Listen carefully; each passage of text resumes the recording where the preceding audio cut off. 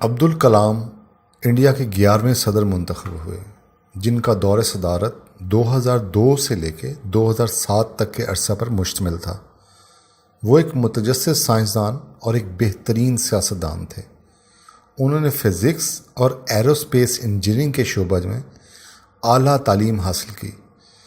Abdul Kalam India کے civil space programme اور missile defence programme کے ساتھ بھی منسلک رہے، اور ان کا پورا نام عبدالکلام آزاد تھا۔ آج ہم پیش کر رہے ہیں ان کی زندگی کے 10 بہترین اصول، جن سے ہم اپنی زندگی کو کامیابی کی راہ پر لے جا سکتے ہیں۔ اپنی ناکامی سے نپٹنا سیکھیں۔ ہمیں اپنی زندگی میں نہ صرف یہ سیکھنے کی ضرورت ہے کہ ہم کیسے کامیابی کو برقرار رکھیں، بلکہ ناکامیوں سے بھی نمٹنا چاہیے، خصوصاً اس وقت جب آپ انتظامی امور سے وابستہ ہوں۔ میں خصوصی طور پر ان لوگوں کو سمجھانا چاہتا ہوں کہ کیسے منظم طریقے سے ناکامی کا مقابلہ کریں، کیونکہ کوئی بھی کام جو آپ کرنا چاہیں اس میں مشکلات کا سامنا ناگزیر ہے۔ ایسے مشکل حالات میں کسی بھی فرد یا پروجیکٹ چیف کو کسی قسم کے مسئلہ یا پریشانی کو اپنے اوپر حاوی نہیں ہونے دینا چاہیے۔ اس کے برعکس پروجیکٹ چیف کو ایک بہترین رہنما کی طرح تمام مسائل کا نہ صرف سامنا کرنا ہوتا ہے، بلکہ بہترین انداز سے ان کا حل تلاش کرنا ہوتا ہے۔ ہمیشہ سچائی کا راستہ چنیں۔ میں ہمیشہ یہ سوچتا اور محسوس کرتا ہوں کہ جب بھی کچھ دیتا ہوں اس کے بعد میں اپنے اندر خوشی محسوس کرتا ہوں، اور مجھے کچھ دینے سے خوشی محسوس ہوتی ہے۔ چاہے آپ اسے خود آزما کر دیکھیں، اور ضرور کریں۔ اور کسی کو کچھ دینے کا مطلب کچھ بھی ہو سکتا ہے، یعنی اگر آپ اپنی طرف سے علم بانٹیں تو ضرور دوسروں تک پہنچائیں، اور اگر آپ معاشی طور پر بہت مستحکم ہیں اور ضرورت مندوں اور حقداروں کی معاشی معاونت کر سکتے ہیں تو ضرور کریں۔ اور کبھی تو کچھ لوگوں کے لیے آپ کے محبت بھرے الفاظ اور ہمدردانہ رویہ ہی بہت اہمیت کا حامل ہوتا ہے۔ اسی اثناء میں جب آپ کسی کی زندگی میں خوشیاں بکھیرتے ہیں تو وہ آپ سے کہے کہ یہ آپ کی وجہ سے میں اپنی زندگی میں بہت خوشی اور سکون محسوس کرتا ہوں، تو اس سے بہترین انعام آپ کے لیے کچھ بھی نہیں۔ اور اسی بنیاد پر تنازعات سے آزاد دنیا کا وجود ممکن ہے۔ خودی کے لیے جنگ لڑیں۔ میں نے اپنے 11 ملین نوجوانوں سے بہت کچھ سیکھا۔ مجھے اپنے نوجوانوں پر فخر ہے جو بے مثال اور منفرد ہیں، اور وہ آپ ہیں۔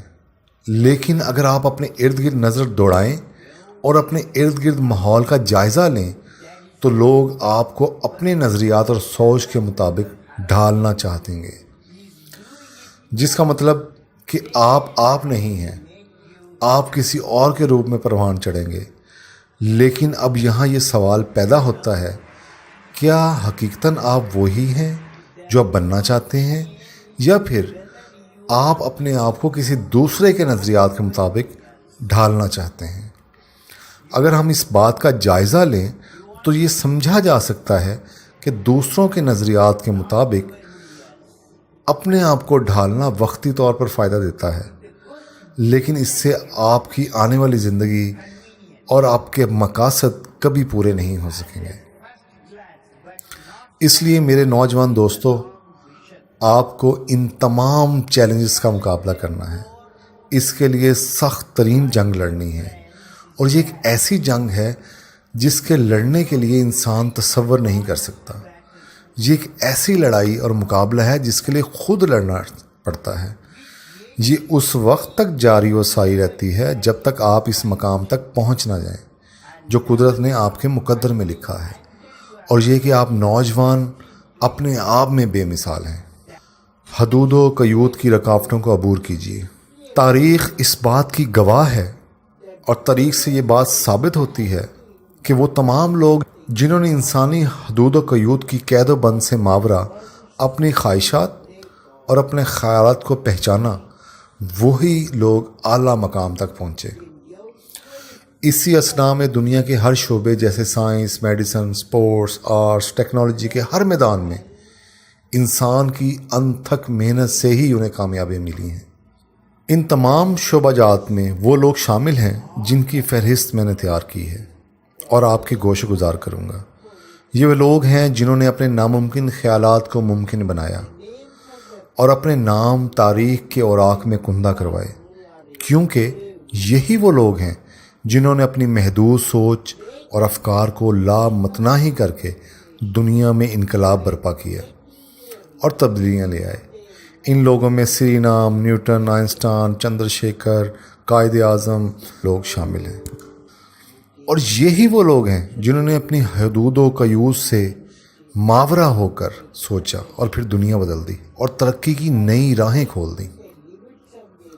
ہمیشہ سیکھتے رہیے، اپنے اندر سیکھنے کا اور ہمیشہ سیکھنے کا جذبہ پیدا کیجیے، خواہ آپ کی عمر کوئی بھی ہو، کیونکہ یہ واحد طریقہ ہے جس سے آپ کی شخصیت میں نکھار پیدا ہوگا، اور سیکھنے کا عمل اس سے بہترین ہوگا۔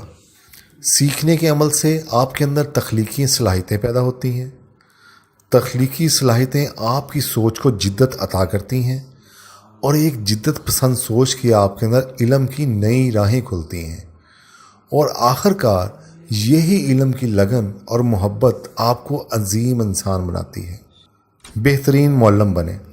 جناب صدر، میرا آپ سے سوال ہے کہ آپ نے زندگی میں بہت سی کامیابی سمیٹی، آپ نے بطور صدر اپنے ملک کی خدمات انجام دیں، آپ ایک ایروسپیس انجینئر بھی ہیں، آپ اس کے ساتھ پروفیسر بھی ہیں، لیکن آپ نے فرمایا کہ آپ کا پسندیدہ اعزاز بحیثیت ایک معلم، ایک استاد کا ہے۔ اس کی کیا خاص وجہ ہے؟ جیسا کہ آپ جانتے ہیں کہ میرے ایک استاد تھے، اس وقت میں بہت چھوٹا تھا، تقریباً کہہ لیجئے کہ 10 سال کا بچہ تھا۔ اس وقت میں 5ویں کلاس کا طالب علم تھا، اور یہ وہ وقت تھا جب ہر طرف خانہ جنگی ہو رہی تھی۔ مطلب یہ کہ دوسری جنگ عظیم کا وقت تھا۔ اس وقت ہمارے ایک سائنس کے ٹیچر تھے، وہ جیسے ہی ہماری کلاس میں داخل ہوتے تو مجھے ان کے اندر سے علم و نور کی شعائیں پھوٹتی محسوس ہوتی تھیں۔ وہ ایک ایسے معلم تھے کہ جب بھی وہ جماعت میں داخل ہوتے تو ان کے وجود سے پاکیزگی اور نور کی شعائیں ہر طرف پھیل جاتی، اور وہ جس طرح پڑھاتے تھے ان کی بدولت میرے خوابوں کو حقیقت کا روپ ملا۔ انہی کی وجہ سے مجھے پتہ لگا کہ میری زندگی کا مقصد کیا ہے، اور اتنی چھوٹی عمر میں جب مجھے اپنی زندگی کا مقصد سمجھ آیا تو یہ سب میرے اسی استاد کی مرہون منت ہے۔ اور یہاں یہ سمجھنے کی اشد ضرورت ہے کہ ایک استاد کے پاس بہترین موقع ہوتا ہے جب آپ کی سوچ کو ایک نیا انداز دیتا ہے، آپ کی زندگی کو منفرد اور نئے رخ سے متعارف کرواتا ہے۔ وہ اپنی نوجوان نسل کو سوچ کی جدت بخشتا ہے، وہ انہیں خواب سے لے کر ان کی حقیقت کا روپ دھارنے تک معاون و مددگار ثابت ہوتا ہے، اور اپنی نوجوان نسل کے خوابوں کو بھرپور طریقے سے پرورش کرتا ہے تاکہ ہر بچہ اپنے خوابوں کی تعبیر حاصل کر سکے اور ایک عظیم انسان کے رتبے تک پہنچے۔ اور کبھی کبھی تو کچھ نوجوان بچے آپ سے بہترین بن جاتے ہیں، مطلب کہ وہ اپنے معلم سے بھی آگے بڑھ جاتے ہیں، کیونکہ ایک استاد ہی آپ کو زندگی میں بہتر سے بہترین کی طرف جد و جہد کرنے کی لگن پیدا کرتا ہے۔ اور ایسے معلم جیسا کہ میں کچھ کر رہا ہوں، جیسا کہ کالج میں پڑھا رہا ہوں، جیسا وہاں میں اپنے نوجوان بچوں کو تخلیقی کام کرنا بھی سکھاتا ہوں، تو میرے لیے ایک نہایت فخر کی بات ہے۔ میرے لیے نوجوانوں کی اعلیٰ ڈگری PhD کا اعزاز حاصل کرتے دیکھ کر مجھے فخر محسوس ہوتا ہے۔ دیانتداری کے ساتھ کام کریں۔ ایک لیڈر کو مکمل طور پر دیانتدار ہونا چاہیے، اس کے لیے کسی بھی عمل میں کوئی بھی ابہام نہیں ہونا چاہیے۔ آپ جانتے ہیں کہ میں کیا کہنا چاہتا ہوں۔ ایک لیڈر کو اپنی ایمانداری اور نیک نیتی سے کام کرنا چاہیے، اور اسی ایمانداری کی بنیاد پر اس کی کامیابی کا انحصار ہوتا ہے۔ اور میرا یہ ایمان ہے، جب سے میں نے صدارت کا عہدہ سنبھالا تھا، جیسا کہ آپ نے مجھ سے پوچھا کہ اسے روزانہ کی بنیاد پر آپ اپنے لوگوں کے ساتھ کیسے رابطے میں رہتے تھے؟ تو انڈیا کے مختلف علاقے جہاں جانا مشکل تھا میں وہاں پہ بھی گیا. میں ہر جگہ سفر طے کر کے، خواہ وہ پہاڑی علاقے تھے، صحرائی علاقے تھے، سمندری حدود تھے، میں اپنے لوگوں تک پہنچا. خواہ لاکھوں میں رہتے تھے یا بالکل بہت کم لوگ تھے، لیکن وہ میرے اپنے لوگ تھے اور ان سے میں ہمیشہ رابطے میں رہتا تھا. اپنے خوابوں کا تعاقب کیجیے. سر آپ اتنے عظیم انسان کیسے بنے؟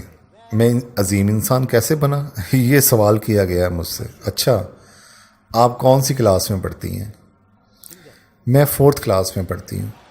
اچھا، تو آپ کا کیا خواب ہے؟ آپ بڑے ہو کر کیا بنیں گی؟ سر میں مشہور ہندوستانی گلوکارہ بننا چاہتی ہوں. بظاہر دیکھا جائے تو میں نہیں جانتا کہ عظیم انسان کیسے بنتے ہیں، لیکن ذاتی طور پر میرا اس پر ایمان ہے کہ آپ کے پاس ایک خواب ہونا چاہیے.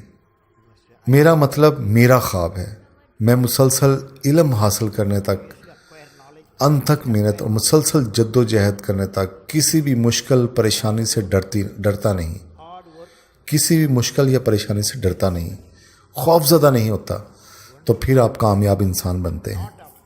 نتائج کو تصوراتی شکل دیں. اگر آپ جدت پسند بننا چاہتے ہیں یا پھر آپ ایک موجد بننا چاہتے ہیں تو میں آپ کو وہ خصوصیت واضح کرنا چاہوں گا جس کی بنا پر آپ یہ مقام حاصل کر سکتے ہیں. اگر ایجادات اور دریافتوں کی بات کی جائے تو یہ صرف اور صرف تخلیقی سوچ سے ہی جنم لیتی ہے، اور ایسی تخلیقی سوچ جو مسلسل اپنے ہی خیالات کو بنیاد پر کوشش جاری رکھتی ہے، وہ بھی نتائج آمیز خیالات. جیسے کہ ٹیلی فون، ایسی سوچ جہاں نتائج کو پہلے ہی اخذ کیا گیا ہے.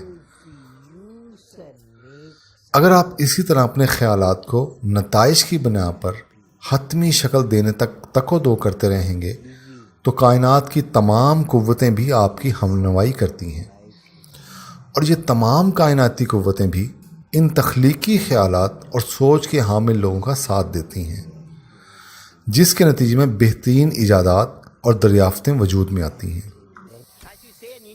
دوسروں کی حوصلہ افزائی کریں. میں یہاں یہ کہنا چاہوں گا کہ جب آپ کے دلوں میں سچائی اور دیانتداری ہوگی تو یہی آپ کے کردار کی عکاسی کرتی ہے. جب آپ کے کردار میں خوبصورتی نظر آئے گی تو یہ آپ کے گھروں میں بھی توازن پیدا کرنے میں مددگار ثابت ہوگی. جب آپ کے گھروں میں توازن موجود ہوگا تو اسی کے باعث قوم بھی منظم ہوگی، اور جب قومیں منظم ہو جاتی ہیں تو دنیا میں امن قائم ہو جاتا ہے. جناب صدر مسٹر عبدالکلام، میں یورپی پارلیمنٹ کی طرف سے آپ کا بے حد مشکور ہوں. آپ اتنی اہم اور فکر انگیز تقریریں کرنے پر آپ کا بہت شکریہ ادا کرتا ہوں، اور یہ کہنا بے جا نہ ہوگا کہ اب تک کی سب سے بے مثال اور عمدہ تقریر تھی، اور یہ تقریر ایک ایسے شخص کی طرف سے ادا کی گئی جو بیک وقت حکومتی نمائندہ، ایک عظیم سائنسدان، ایک شاعر کی حیثیت سے پہچانے جاتے ہیں. یہ ایک منفرد امتزاج کی حامل شخصیت ہیں، اور بھارتی قوم کے لیے بہت سی نیک خواہشات. میرے لیے بھارتی قوم اور یورپی یونین کے درمیان تعاون کے فروغ کے لیے بہت سی نیک تمنائیں. جناب صدر، آپ کے لیے بھی شکریہ.